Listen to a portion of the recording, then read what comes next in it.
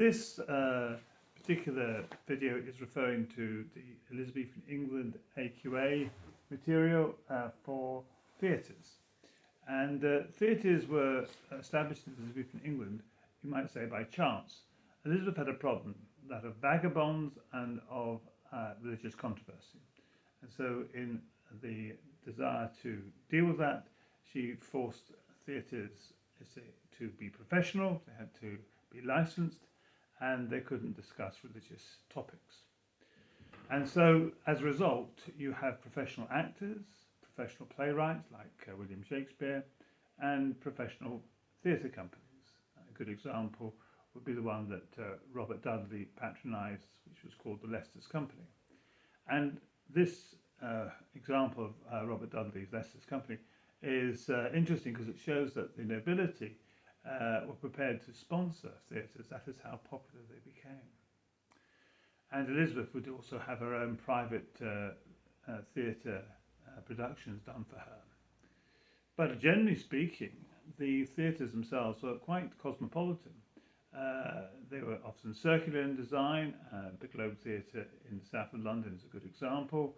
The reason it's south of the Thames is because the City of London originally would not allow theatres for religious reasons. They were considered disrespectful of God, or potentially disrespectful of God. So in the south of London, the Globe Theatre was there, circular in design. In the pits would be the cheapest seats at 1p each, and that was for the poorest of people. And then you would have tiered seats with the price going up as you went up. But it did mean all the social classes met together to hear the same play. Elizabeth was quite concerned to make sure that what people heard was not going to undermine her government. And so there could be no criticism of the Tudors or her government. And what she would like to see is the projection of the dominant theory at the time, which is the great chain of being, that this ordered chain from God right down through the king, through the nobles, etc., was ordained of God and was necessary to prevent chaos. And there is some merit in that particular position because it does encourage stability, but obviously it is quite limiting. Now, in terms of answering GCSE questions, it's good to make sure you have plenty of details to get those level 3 marks.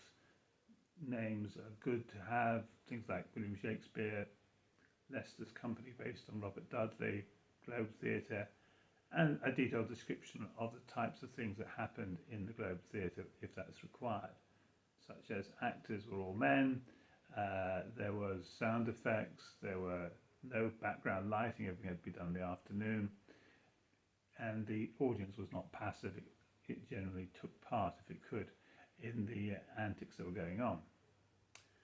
So, from a Christ-centred perspective, there are two issues which I would want to raise. Firstly, Elizabeth's understandable desire to avoid religious controversy meant that religion and the arts got separated in this very important aspect of the arts. And really ever since there has been quite a divide where Christianity, instead of being explained and conveyed through the acting profession, has largely been distant from the acting profession.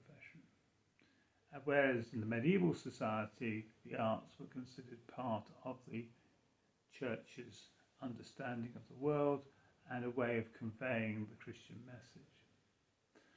The second aspect is the great chain of being. Whilst it is something you could support in the Bible, because the Bible does talk about respecting those in authority, and God is ultimately one in authority, the Bible also has another major theme, and that is our equality. We are made in the image of God, and sadly, as a result of the fall, we're all equally fallen.